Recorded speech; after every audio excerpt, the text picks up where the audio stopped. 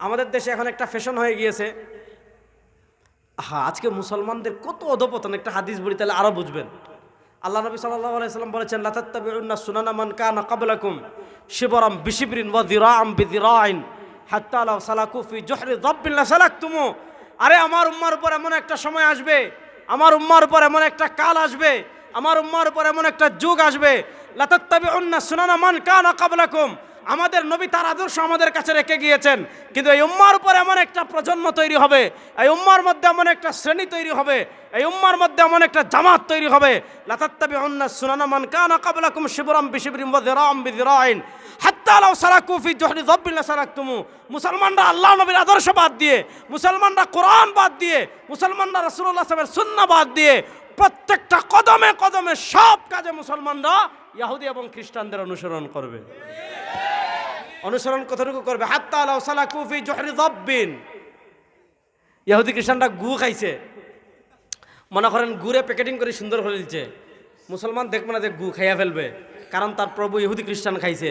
হেরা মুদ খাইছে, মুসলমানরা মুদ খাবে। হেরা ল্যাংটা, মুসলমানরা ল্যাংটা। হেরা চুল এখানে একটু রাখে, মুসলমান এখানে লাগবে। হেরা ফাড়া প্যান্ট ফিন্দে, মুসলমানদের ভিতর সিরা প্যান্ট ফিন্দার সংস্কৃতি আছে না নাই?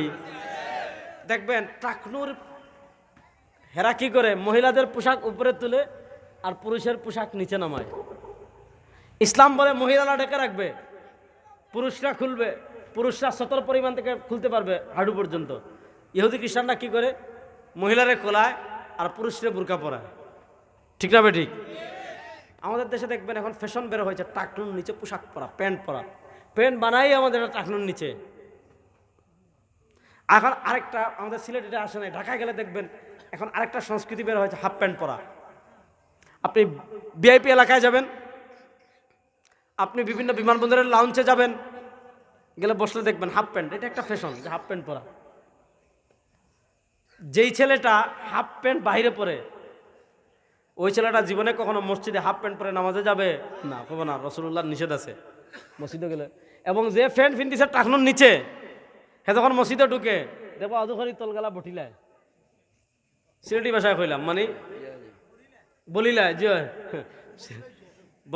বলে কি বলেন আমার তিন না দেখি ওলা বলেনি জিগাই বেরে ভাই তুই কেন বললে কেন ভাই মসজিদও গিয়া আবার টাকনুর নিচে কেন পড়া হারাম।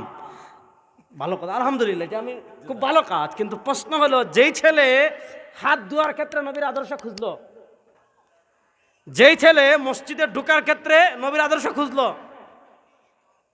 যেই ছেলে বাথরুমে যাওয়ার ক্ষেত্রে নবীর আদর্শ খুঁজলো, ওই ছেলে দেখবেন